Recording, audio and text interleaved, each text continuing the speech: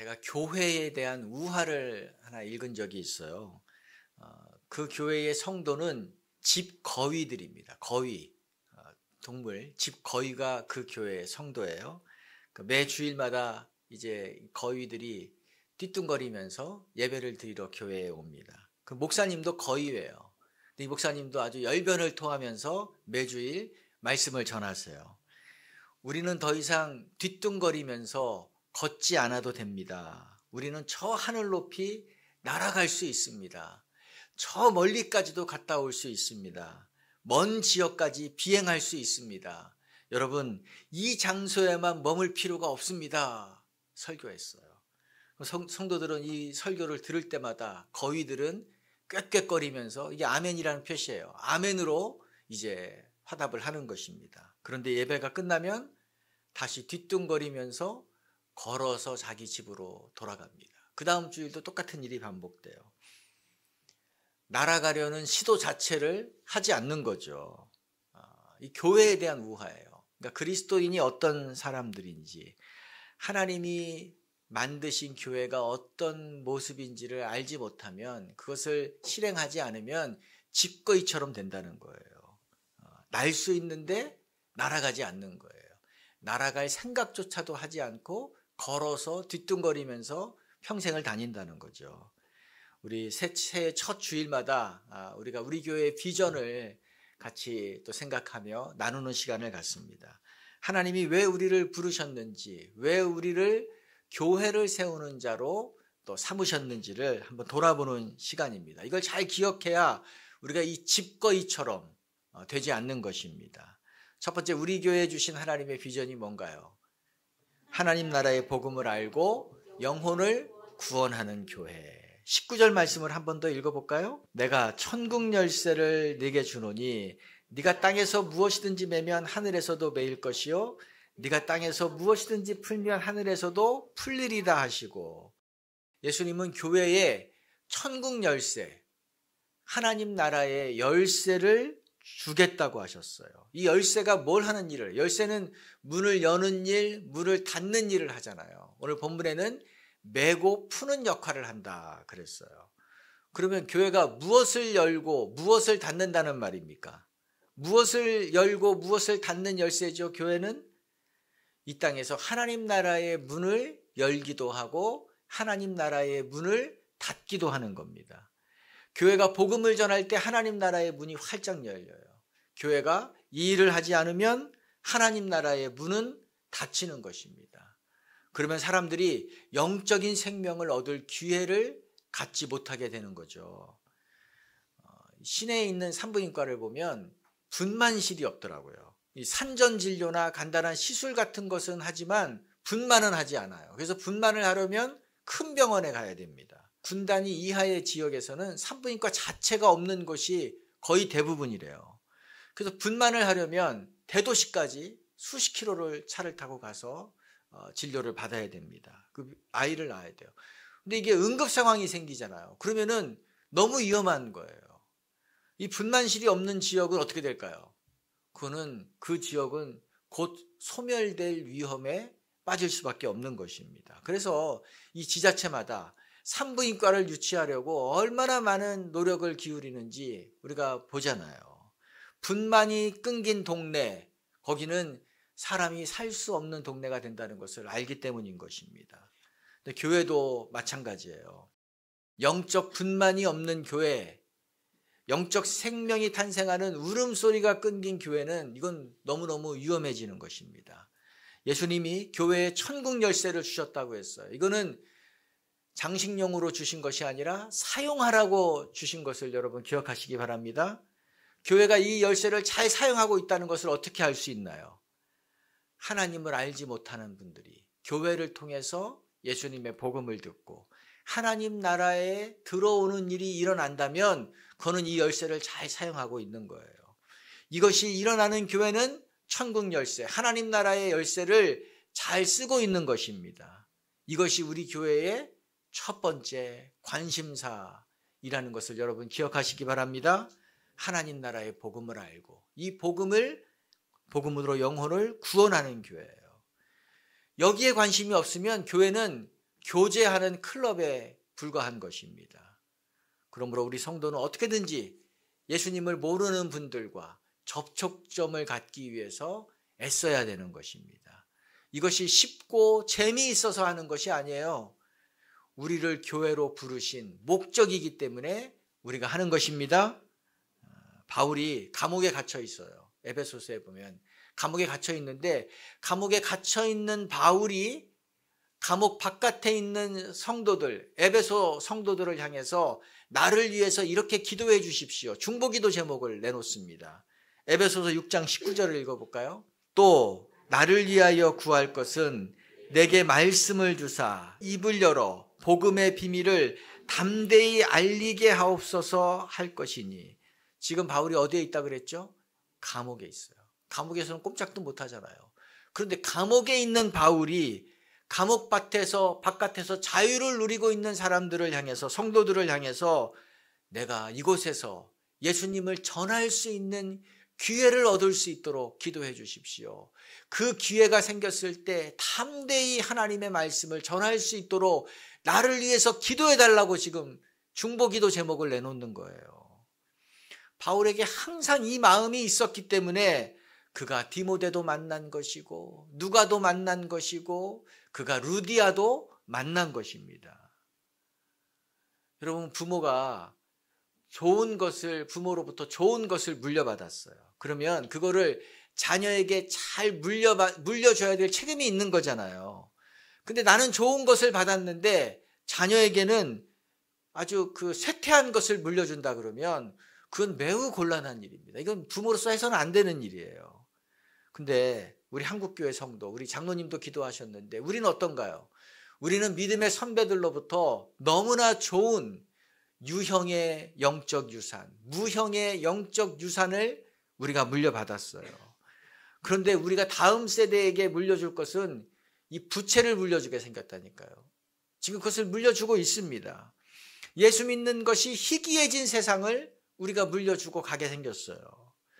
여러분, 이거 당연하게 생각하면 안 됩니다. 이거 어쩔 수 없지 하고 그렇게 묻어버려서는 안 되는 일입니다. 우리 부모 세대들이, 우리 기성 세대들이 최대한 싸워서 영적인 영토를 확보해 주고 가야 돼요. 빼앗긴 것을 다시 찾아놓고 가야 될 줄로 믿습니다. 저는 여기에 대한 부담이 있어요. 그래서 제가 이것을 꿈꾸며 기도하는 거예요. 하나님, 우리 교회를 통해서 우리 젊은 세대들이, 다음 세대들이 예수님을 믿고 복음을 듣고 그들이 제자가 되고 그들이 하나님을 예배하는 자들로 서게 해 주십시오. 그들이 하나님을 전함으로 이 도시를 진동시키는 자들로 하나님 그 일이 일어나는 것을 우리가 감당하게 해 주십시오. 제가 이것을 놓고 기도하며 또 이것을 머릿속에 그리며 살아간다고요. 왜 그런가요? 이것이 우리를 부르신 첫 번째 교회의 비전이기 때문인 것입니다. 첫 번째 비전이 뭐였죠? 하나님 나라의 복음을 알고 영혼을 구원하는 교회예요. 자, 두 번째 우리 교회에 주신 비전, 예수님의 제자로 성장하는 교회입니다. 너희는 나를 누구라고 하느냐라고 질문했어요. 그러자 베드로가 주는 그리스도시요 살아계신 하나님의 아들이십니다. 대답했어요. 예수님이 너무 기뻐서 네가 복이 있다라고 칭찬을 해줍니다. 베드로가 처음 칭찬받은 것 같아요. 그리고 나서 제자들에게 말씀하셨어요. 나는 이제 예루살렘에 올라가면 붙잡힐 것이다. 그리고 고난을 받고 거기서 죽을 것이다. 그러나 3일 만에 내가 다시 살아날 것이다 라고 처음으로 이 사실을 밝혔어요. 그러자 베드로가 예수님을 붙잡고 항변했죠. 예수님, 이러시면 안 됩니다. 이 일이 예수님에게 일어나면 안 됩니다. 이 일을 행하셔는 안 됩니다라고 예수님을 붙잡고 늘어집니다. 예수님이 어떻게 하셨습니까? 23절 읽어봅시다. 예수께서 돌이키시며 베드로에게 이르시되 사탄아 내 뒤로 물러가라. 너는 나를 넘어지게 하는 자로다. 네가 하나님의 일을 생각하지 아니하고 도리어 사람의 일을 생각하는도다 하시고. 베드로가 아까는 온탕이었는데 지금은 냉탕이 되어버렸어요. 심각하게 꾸짖음을 받았습니다. 베드로는 예수님이 죽으면 자기 계획이 물거품이 되는 거예요. 자기 성공의 기회가 날아가고 이제 자기는 손해만 보는 인생이 된다라고 생각하니까 그렇게 하지 말라고 예수님을 붙잡은 것입니다. 예수님은 이것을 사단이 하는 짓이라고 얘기했어요. 너는 나의 걸림돌이라고 했어요. 너는 하나님의 일을 방해하는 것이다라고 꾸짖었습니다. 이어서 예수님이 하신 말씀을 잘 기억해야 됩니다. 24절에 뒤이어서 뭐라고 했나요? 이에 예수께서 제자들에게 이르시되 누구든지 나를 따라오려거든 자기를 부인하고 자기 십자가를 지고 나를 따를 것이니라. 상품을 판매하는 분들은 좋은 것만 말해줘요. 굳이 이 제품의 부족한 점, 약점, 부작용 이런 것은 굳이 밝히지 않는다고요. 말해주지 않는다고요. 왜냐하면 그거 얘기하면 매출이 떨어질 것이 분명하기 때문에. 제가 몇 년 전에 저희 누님이 저에게 좋은 전기장판이 나왔다고 저에게 보내줬어요. 선물을 보내줬어요. 제가 추위를 많이 탄다고 야 이거 써보니까 너무 좋더라. 이 전자파도 나오지 않는데 그리고 가볍고 너무 따뜻해. 보냈어요. 받아보니까 이게 제가 처음 보는 제품이에요. 그래서 무슨 제품인가 좀 찾아봤어요. 외국 회사더라고요. 근데 뭐 보니까 홈쇼핑의 판매 1위고 뭐 기술력이 뭐 높이 평가를 받고 있고 물 세탁도 가능하고 써보니까 좋아요. 잘 썼어요. 근데 한 3년 4년 정도 썼는데 어느 날 갑자기 온도 조절기가 고장이 난 거예요. 조절이 안 돼요. 그래서 AS를 받으려고 이제 센터를 찾아봤단 말이에요. 근데 AS 센터 자체가 없더라고요. 거기에 전화하는 번호가 딱 하나가 있었습니다. 전화를 걸었어요. 통화 중이에요. 그 다음 날도 걸었어요. 통화 중이에요. 밤에 걸었더니 또 업무가 끝났대요. 이거 며칠을 계속 통화했는데 통화가 연결이 안 돼요. 야 이상하다. 회사가 문을 닫았나? 그 회사 제품을 검색해 보니까 여전히 잘 팔리고 있어요. 그래서 또 검색을 해봤습니다. 근데 저 같은 분이 많이 있더라고요. 읽어보니까 AS 전화가 연결될 생각은 꿈을 꾸지 마십시오. 연결은 안 될 겁니다. 연결이 된다고 해도 고쳐주는 것이 아니라 온도 조절기를 통째로 구입해야 된다고 답이 올 것입니다. 그런데 그거 조금 더 보태면 제품값입니다. 뭐 그런 이야기예요. 내가 전문가가 아닌데도 보니까 이거는 안에 뭐 퓨즈 같은 것이 뭐 끊긴 뭐 그 정도 이것이기 때문에 간단하게 고칠 수 있는데 이거를 전체를 바꾼다는 것은 낭비인 것 같아요. 그래서 제가 조금 더 찾아봤어요. 그랬더니 사설로 고쳐주는 사람이 있더라고요. 그러니까 비공식 AS가 있는 거예요. 전화를 해봤더니 이분이 자기도 나와 똑같은 일을 겪었다는 거예요. 근데 이거 아무리 봐도 이거 자기가 고칠 수 있을 것 같아가지고 공부를 해가지고 고치는 방법을 터득했대요. 그래서 저 같은 사람들을 위해서 자기가 이제 택배로 보내주면 고쳐서 보내준다는 거예요. 값도 안 비쌌어요. 그래서 정말 수리를 받아서 지금까지 잘 쓰고 있습니다. 너무나 고맙더라고요. 근데 만약에 이 제품을 판매하시는 그 분이 AS 받을 생각은 꿈에도 꾸지 마십시오. 아무리 여러분이 전화해도 받지 않을 겁니다. 운이 좋아서 연결된다고 해도 값이 너무 비쌀 겁니다. 뭐 이런 얘기를 제품 판매할 때 한다면 어떨까요? 안 사죠. 그렇죠. 안 사요. 그러니까 이런 얘기는 안 해준다고요. 좋은 것만 얘기해요. 저는 이것을 보면서 나를 돌아봤어요.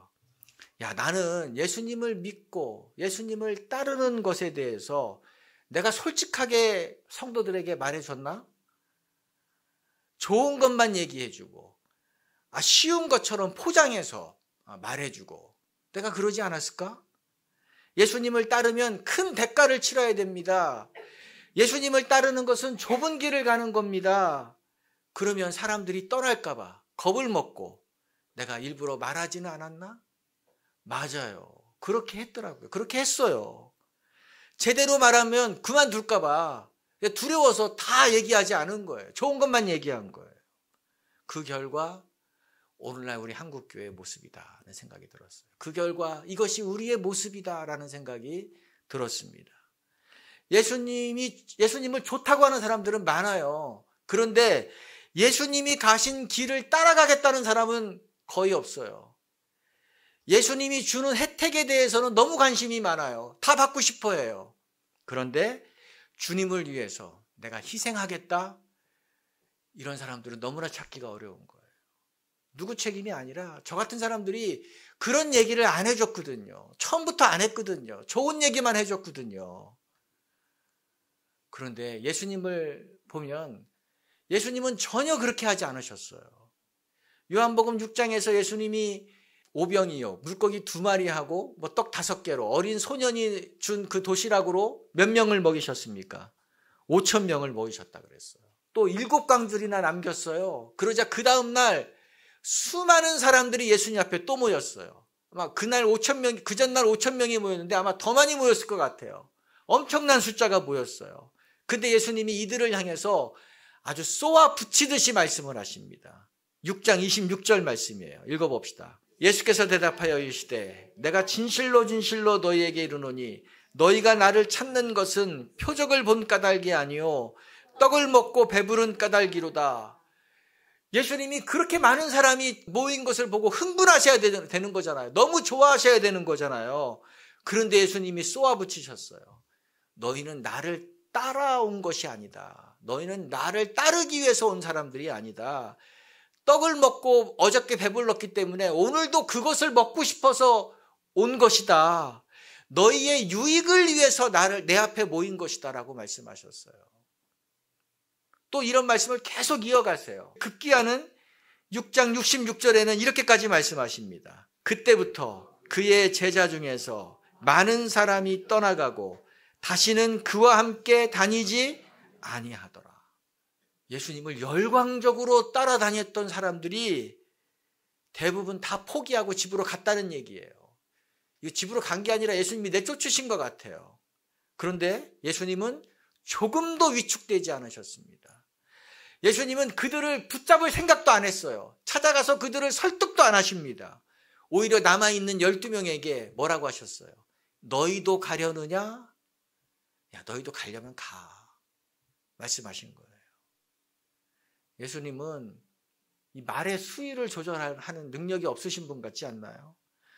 지금 그렇게 많은 사람들이 예수님을 쫓아오고 있는데 이게 새를 굴릴 수 있는 얼마나 좋은 기회예요. 그들이 듣고 싶은 얘기 해주면 되잖아요. 돈이 드는 것도 아니고, 야, 내가 너희들에게 이런 걸 해주겠다, 좋은 걸 해주겠다, 뭐 그냥 공약을 막 얘기하면 돼요. 대중 지도자는 그래야지 된다고요. 그런데 예수님은 그렇게 하지 않으셨어요. 오히려 그들이 듣기 싫어하는 말, 그들이 거북해하는 말, 부담스러워하는 말을 골라서 하셨다고요. 누가복음 14장 25절에 예수님이 하신 말씀 가운데 이런 말씀도 있습니다. 읽어봅시다. 수많은 무리가 함께 갈새 예수께서 돌이키사 이르시되 무릇 내게 오는 자가 자기 부모와 처자와 형제와 자매와 더욱이 자기 목숨까지 미워하지 아니하면 능히 내 제자가 되지 못하고. 지금도 수많은 사람들이 예수님을 따라오고 있어요. 근데 예수님이 그들을 향해서 돌이켜 바라보면서 지금 이 말씀을 하신 거예요. 너희가 나를 따라오면 이렇게 좋은 일이 있을 것이다. 내가 그거 줄 거야 라고 말씀하신 것이 아니라 너희가 나를 지금 따라오고 있구나. 나를 따라오려면 가족을 미워해야 돼. 너희가 나를 따라오려면 자기 목숨도 미워해야 된다라고 말씀하신 거예요. 물론 이거 정말로 미워하라는 얘기가 아니죠. 그만큼 나를 가장 사랑해야 된다는 말인 거예요. 예수님을 너무나 사랑하는 나머지 뭐 가족이고 남편이고 아내고 부모고 동생이고 이런 다른 대상들은 다 미워하는 것처럼 보여야 된다는 거예요. 예수님이 언제나 우선순위의 1번이어야 되고 예수님과 경쟁하는 상대가 있어서는 안 된다고 지금 말씀하신 것입니다. 그래서 예수님은 그들을 향해서 예수님보다 가족이 더 중요하다고 생각하느냐? 너희들은 나를 따라올 아직 준비가 안 된 거야. 나보다 재물이, 돈이 더 중요하다고 생각하느냐? 너희는 아직 내 제자가 될 준비가 안 돼 있어.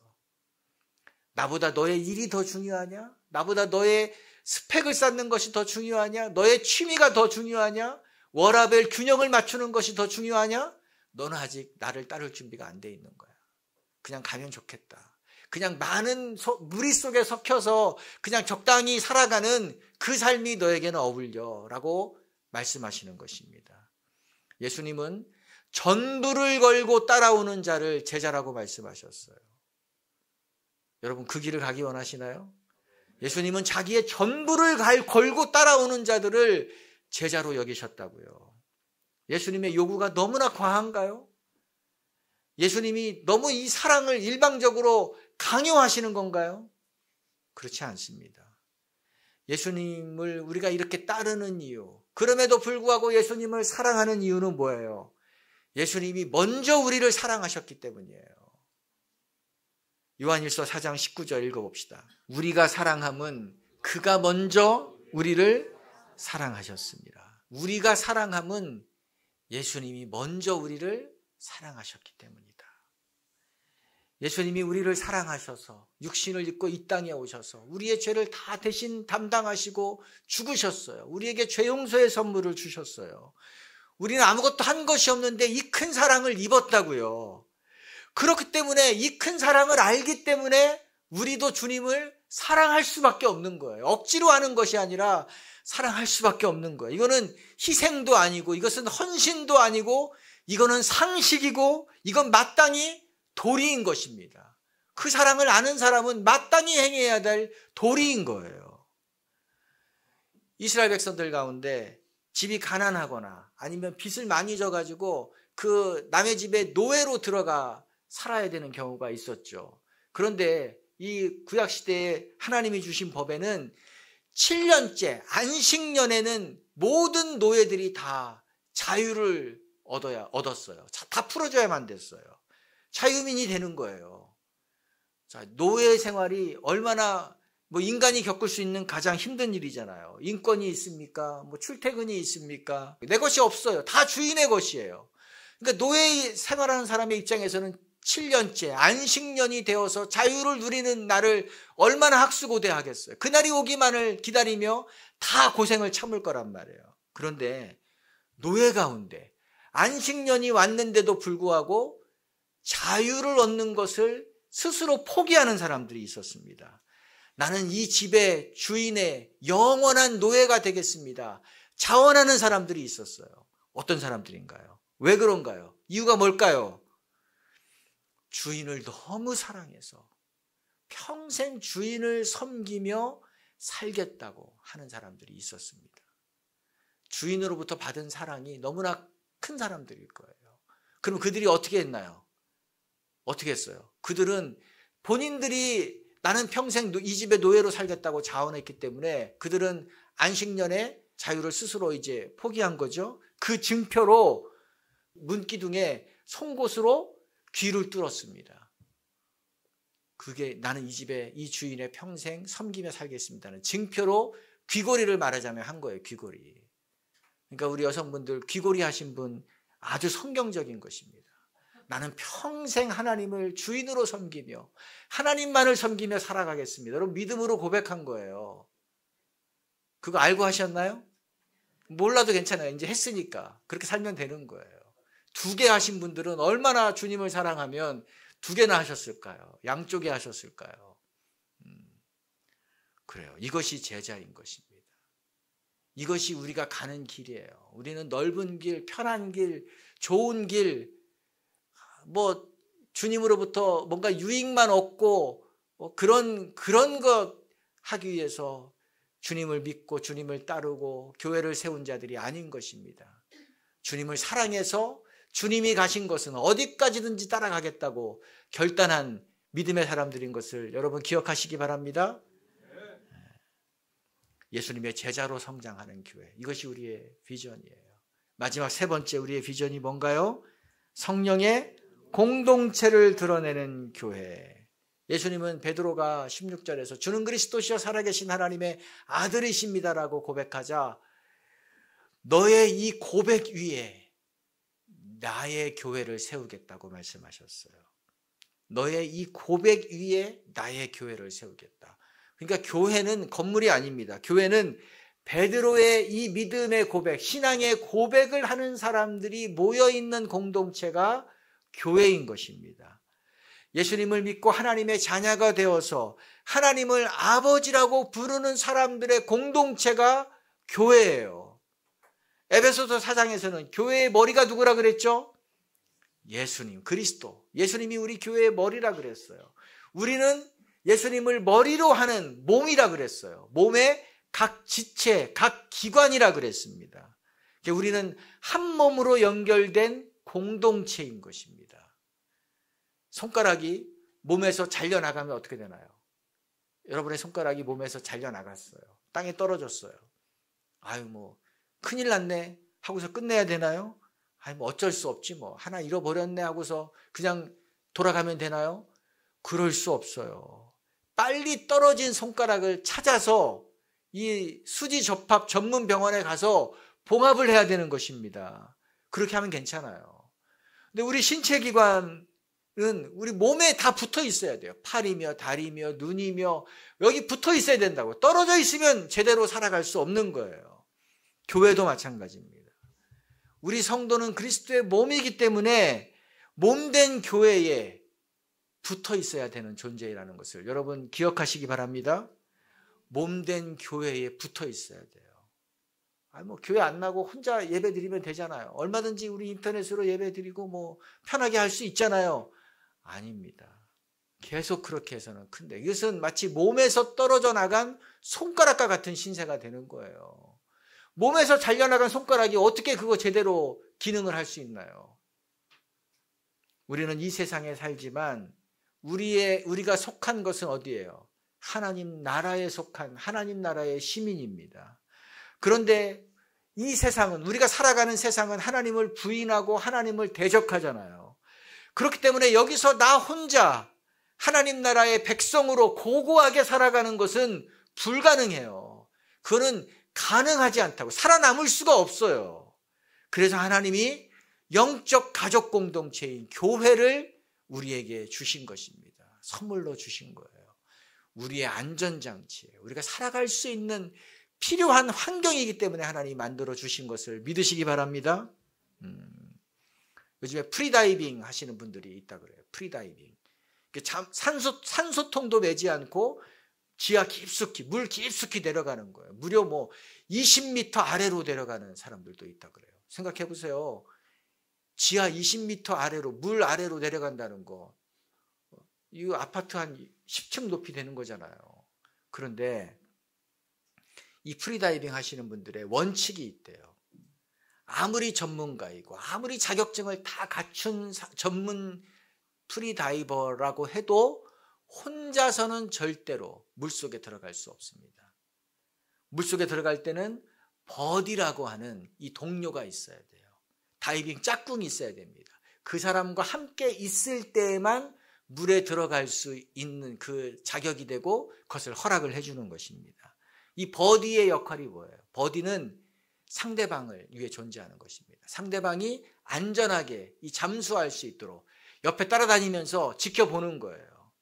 갑자기 몸에 저산소증이 와가지고 의식을 잃는다던가 뭐 그냥 숨을 못 쉬고 위급한 상황이 되면 버디가 달려가가지고 구조하는 거예요. 살려내는 것입니다. 그러니까 버디가 없으면 다이빙 하다가 목숨을 잃을 가능성이 너무너무 많은 거죠. 여러분 이처럼 잠시 물속에 들어가는 것도 혼자는 해서는 안 되는 거예요.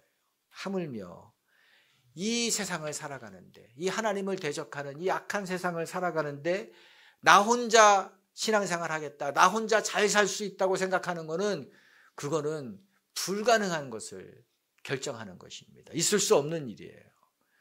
우리 사도행전을 통해서 얼마나 이 초기 교회 성도들이 핍박을 받고 어려움을 당했는지를 보고 있습니다. 고향을 떠나고 고국을 떠나서 살 수밖에 없었어요. 근데 그들이 흩어졌단 말이에요. 흩어져서 각자 살았나요? 각자 도생의 길을 걸었나요? 그들이 흩어져서 또다시 모였어요. 또다시 교회 공동체를 이루었습니다. 모여있으면 위험한데도 불구하고 그들은 끝까지 모였어요. 왜 그랬나요? 믿음의 가족들이 함께 모여야만, 함께 모여서 예배하고 함께 기도하고 함께 교제해야만 어려움을 이길 수 있다는 것을 너무 잘 알기 때문이에요. 실제로 그렇게 모인 공동체는 살아남았습니다. 떨어진 사람들은 다 믿음을 잃었어요. 그러므로 우리는 하나님이 주신 이 공동체, 교회 공동체를 귀하게 여겨야 될 줄로 믿습니다. 여러분, 교회 공동체를 사랑해야 됩니다. 하나님이 주신 영적 가족을 감사하게 여겨야 돼요. 하나님이 나를 홀로 두지 않으시고 이 영적인 버디들을 이렇게 많이 두셨다는 것에 대해서 여러분 감사하게 여겨야 될 줄로 믿습니다. 그리고 이 관계를 가꾸어 가야 돼요. 화초를 가꾸듯이 가꾸어야 돼요. 여러분 주변에 있는 우리 믿음의 지체들을 내가 가꾸어줘야 된다고요. 바울이 고린도 교회를 향해서 이렇게 편지했어요. 너희 중에 지혜로운 자가 많지 않다. 너희 중에 능력 있는 자도 적다. 너희 중에 문벌 좋은 자도 적다. 그러니까 한마디로 인간적인 눈으로 보면 부족하다는 거예요. 그런데 바울이 고린도전서에서 계속 강조하는 것이 뭡니까? 사랑을 얘기하잖아요. 믿음과 소망과 사랑 중에 그 중에 제일은 사랑이다. 그럼에도 불구하고 너희는 계속 사랑해야 된다라고 얘기하는 거예요. 왜요? 가족이기 때문에. 영적 가족이기 때문에. 가족은 부족한 사람을 품는 것입니다. 가족은 부족한 식구들을 품어요. 제가 어제 한 기사를 봤는데 5살 때 교통사고가 나가지고 하반신 마비가 됐어요. 그 여성인데. 근데 그러고 30년 넘게 사는 거예요. 그때부터 휠체어를 타고 지금까지도 살아오고 있는 분입니다. 근데 고등학교 때 수학여행을 갔대요. 어떻게 갔냐 했더니 난 전세버스를 타고 이 수학여행 가는 그 분위기를 느끼고 싶어서 수학여행을 갔다는 거예요. 어떻게 그게 가능합니까? 그랬더니 부모님이 학교 수학여행 버스 뒤를 승용차를 타고 따라왔대요. 그래서 버스가 내리면 올라가서 이 딸을 내려서 휠체어에 앉히고 또 버스가 출발하면 또 휠체어에서 또 업어가지고 또 버스 위에 올려서 또 버스를 타고 아이들과 또 그 안에서 또 하게 하고 이것을 수학여행 기간 내내 해서 나는 수학여행을 갔다 왔습니다.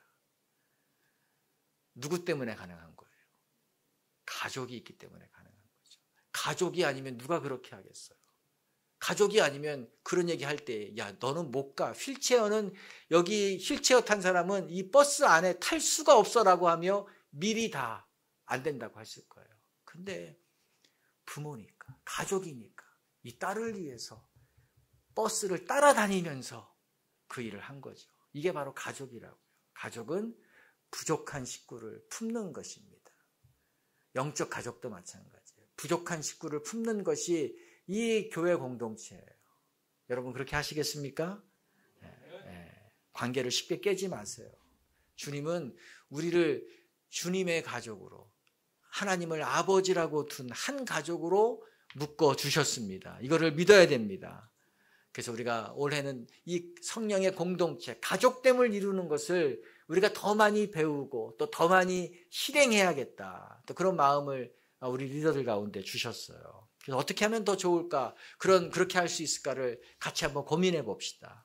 우리 먼저 우리 믿음의 우리 교회 어르신들에게 우리 젊은 친구들은 가서 인사하세요.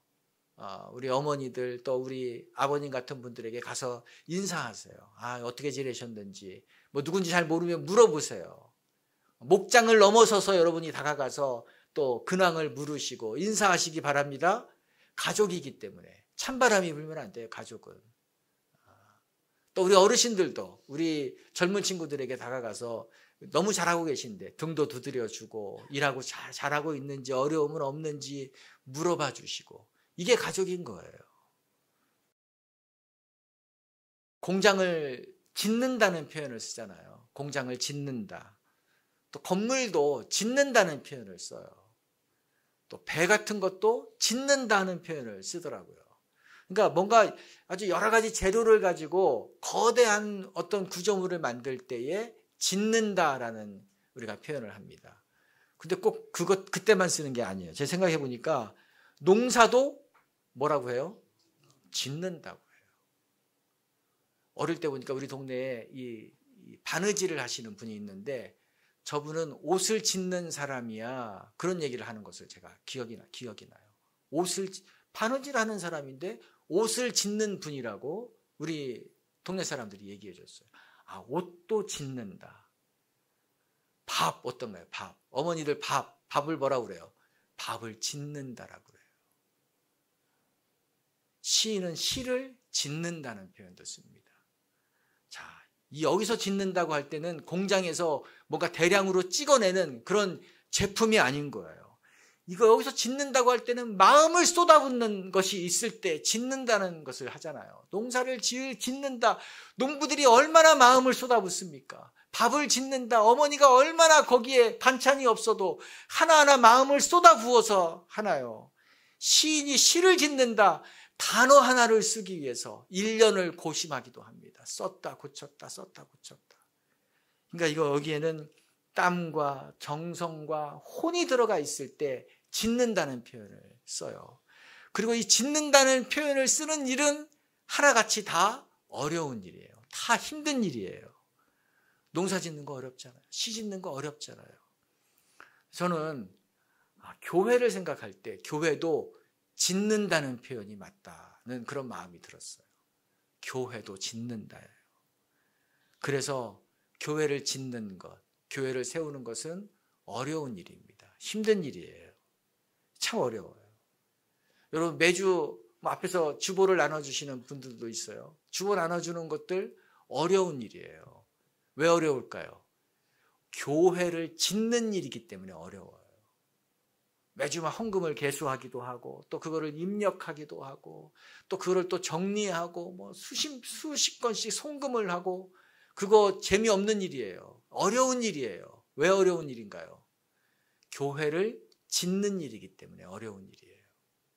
매주 식사를 준비하는 것 어려운 일이에요. 먹는 것은 쉽지만 하는 것은 너무나 어려운 일이라고요. 밥하는 일이 어려워서 어려운 일이 아니라 그 일이 하나님의 교회를 짓는 일이기 때문에 어려운 겁니다. 우리 목장 방학하는 주간에 우리 목자님이 만세를 불렀다고 지난주 우리 전체 목자 모임 때 말씀하셨어요. 만세를 불렀대요. 그렇죠. 그 마음 충분히 이해가 가죠. 목자가 된다는 것 그거 굉장히 어려운 일이에요. 굉장히 힘든 일이에요. 우리 어린이 가르치는 우리 주일학교 목자들, 또 청년 목자들, 이분들은 조금 더 힘들어요. 왜냐하면 방학도 없어요. 만세 부를 기회가 없어요. 힘든 일이라고요. 왜 힘들어요? 누군가를 가르쳐야 되기 때문에 힘든 것이 아니라 교회를 짓는 일이기 때문에 힘든 것입니다. 그 일을 하기 때문에 힘든 거예요. 여러분, 그러니까 여러분들은 다 우리가 교회를 짓고 있는 사람들입니다. 아멘. 하나님의 교회를 세우고 있는 거예요. 그래서 무엇을 하든지 힘듭니다. 그러나 이 힘듦은 가치 없는 힘듦이 아니에요. 생고생이 아니에요. 이것은 가치가 있는 힘듦이기 때문에 너무너무 기쁜 일이죠. 저는 이 세상에서 교회 짓는 일이 가장 가치 있는 일이라고 믿어요. 저는 그렇게 생각합니다. 교회를 짓는 일이 이 세상에서 가장 가치 있는 일이라고 생각합니다. 이 일을 여러분이 지금 하고 계시기 때문에 여러분이 잘하고 계신 거죠. 제가 지난주에 제가 아는 목사님이 이제 안부 전화한다고 전화가 왔어요. 통화를 했습니다. 그랬더니 전라북도에서 목회를 하시는데 이제 교회를 시작한 지 10년 정도 이제 지났더라고요. 벌써 그렇게 됐구나. 그러고서 이런저런 얘기를 나누는데 교회 반주를 청년이 한대요. 그리고 이제 아이들 가르치는 일을 또 그 청년이 하는데 이 청년이 직장이 서울이래요. 근데 서울에서 매주 기차를 타고 와서 봉사를 하고 또 주일에 또 월요일날 출근해야 되니까 서울에 간다는 거예요. 제가 그 얘기를 듣고 서울에서 전라북도까지 매주 기차를 타고 내려온다. 그리고 봉사를 하고 간다. 이 친구는 주말이 없는 삶이네. 나는 서울 한번 갔다 오면 그 다음날 하루 종일 피곤해가지고 웬만하면 안 가려고 그러는데 이거를 매주 한다? 비가 오는 날도 있을 것이고 눈이 많이 오는 날도 있을 것이고 어떨 때는 기차 파업 이런 것 때문에 이 표가 잘 안 예매가 돼서 발을 동동 굴렀을 때도 있을 것이고 또 이거 예배 바로 하는 것이 아니라 이게 놓치지 않으려고 2달 전 이때부터 계속 예매하고 이 과정을 했을 텐데 제가 생각해 보니까 이거 보통 일이 아닌 거예요. 제가 놀랬어요. 놀래니까 아니 그거 가지고 뭘 놀래냐고 또 그러는 거예요. 그러면서 우리 주변에 있는 교회들은 그런 사람들 많아요. 그런 친구들 많아요. 아니 뭐 다른 대도시로 이사 가서 주일날 와서 봉사하고 서울에 가서 직장 생활하면서 여기 와서 봉사하는 친구들 너무 많아요. 그러는 거예요.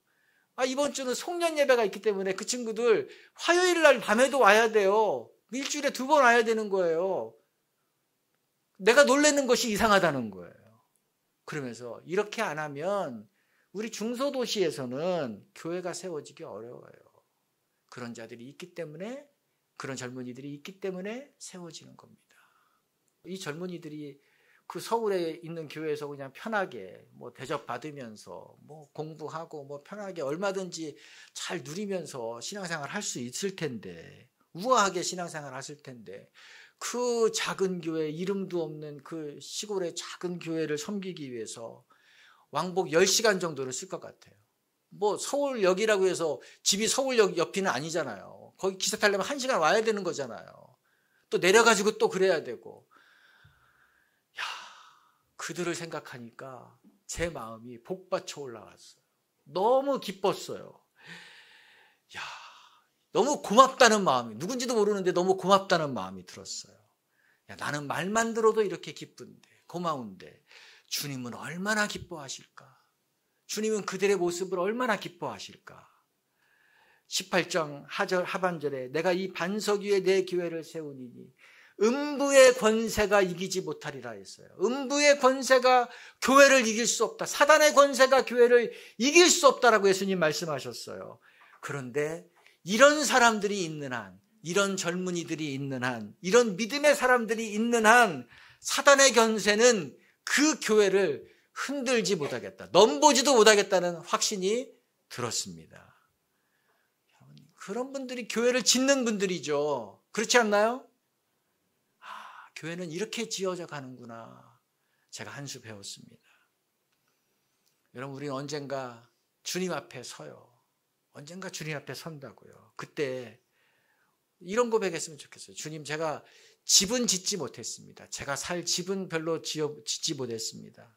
제가 뭐 건물은 짓지 못했습니다. 그런데 제가 주님이 맡기신 교회는 잘 짓다가 왔습니다. 제가 교회를 짓다 왔습니다. 제가 교회를, 하나님이 맡기신 교회를 섬기다가 왔습니다. 주님. 이렇게 고백하면 이거 정말 가장 복된 인생, 복된 삶을 산 것이라는 마음이 들었어요. 저와 여러분이 이렇게 되기를 주님의 이름으로 축복합니다. 우리가 성령의 공동체를 짓는 일에 또 우리가 함께 진력하며 나아가는 또 금년이 되기를 축복합니다. 함께 찬양합시다. 우리는 하나님이 우리에게 주신 비전 3가지, 하나님 나라의 복음으로 영혼을 구원하는 교회, 그리스도의 제자로 성장하는 교회, 성령의 공동체를 이루는 교회입니다. 하나님, 이것이 우리의 소원입니다. 이것이 하나님의 소원이기 때문에 나를 여기에 부르신 줄로 믿습니다. 하나님, 내가 이 교회를 짓는 일에 나를 드립니다. 나를 사용해 주십시오. 이런 마음, 우리의 마음의 소망을 담아서 찬양합시다. 우리에게 소원이 하나 있네. 우리에겐 소원이 하나 있네. 주님 다시 오실 그날까지 우리 가슴에 새긴 주의 십자가 사랑, 나의 교회를 사랑케 하네. 주의 교회를 향한 우리 마음, 희생과 포기와